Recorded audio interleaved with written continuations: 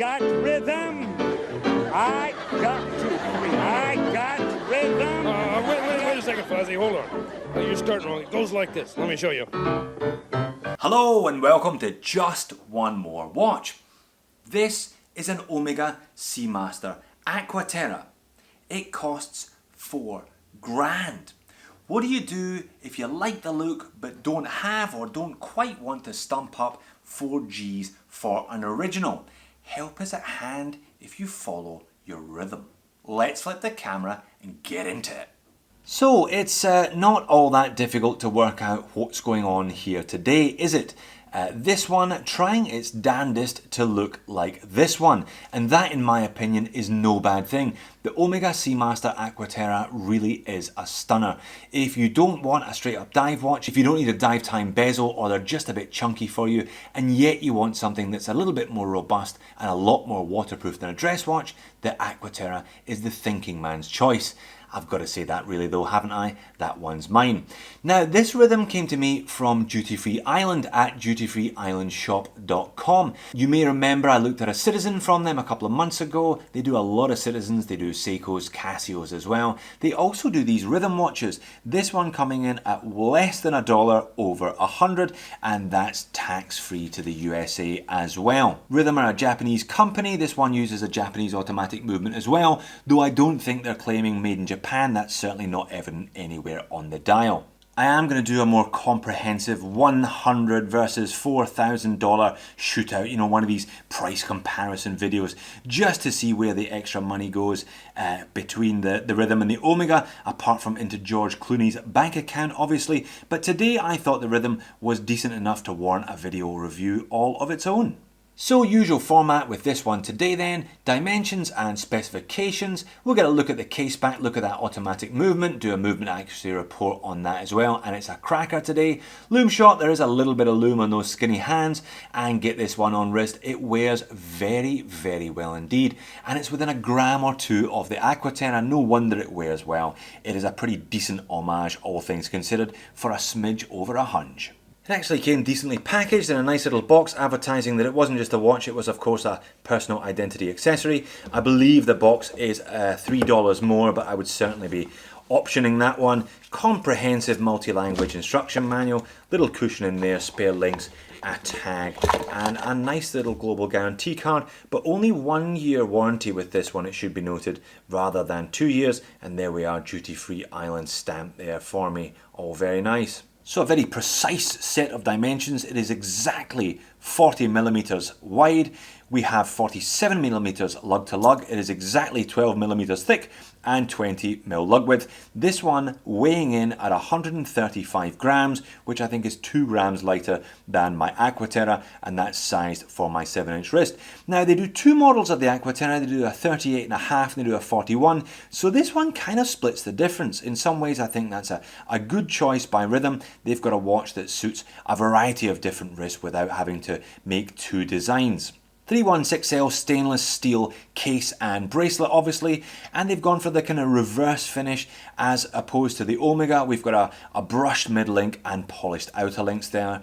Decent enough clasp with the R logo, security press on the side, but you're not going to get anything better than a press clasp for $100. I wouldn't criticize it for that.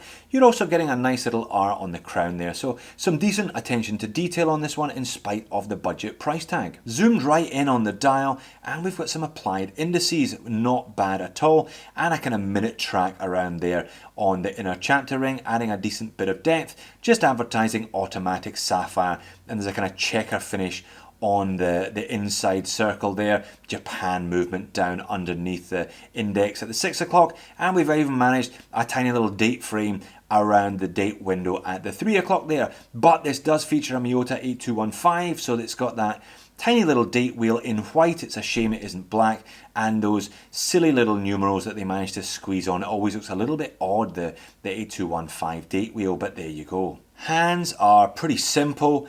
Still a bit of a bevel in the middle and a whiff of loom, no more than a whiff though. I'll pop up a loom shot. It's alright. You're not expecting much loom on this kind of dressier style of piece. The fact that it does have a little bit of loom at all adds to its Thule credentials. as does 50 meters of water resistance. Now I reckon that's alright. You're not going to be taking this one swimming in the sea too often with you or snorkeling, but for poolside duties you can certainly get away with 50 meters. Definitely better than 30 meters. So popping the pin on the bracelet, and it's actually a decent enough bracelet for $100.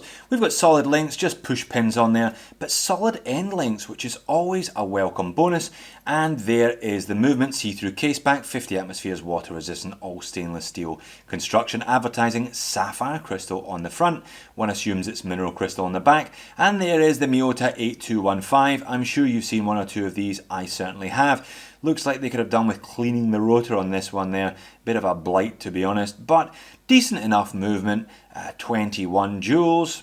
Hands whine but doesn't hack. Should give you a stated accuracy of -20 to +40. Though really, I'm not sure I want to see it, frankly. I'd have been happier if they'd put an all stainless steel case back on there as well, especially if it added a little bit extra to the water resistance, but you can't complain about an accuracy report like that one. Now this is mostly in the boxy winders, but over a month, -1.5 per day, decent baseline reading on the Miyota 8215, and this looks like a particularly good one. So all in all, not a bad choice for a watch at this price point. And there it is, as ever, on my 7-inch wrist, and it wears very, very nicely indeed.